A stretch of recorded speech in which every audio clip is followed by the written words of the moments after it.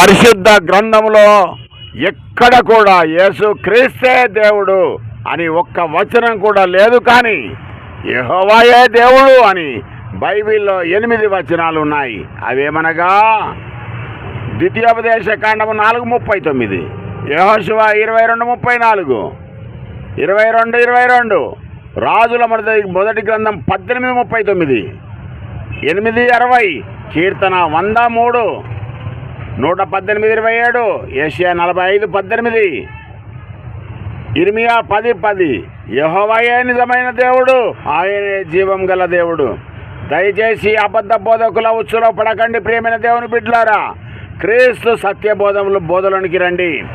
దేవుడు సర్వ మానవాళికి రక్షణ కొరకు క్రీస్తుని రక్షకునిగా నియమించాడు.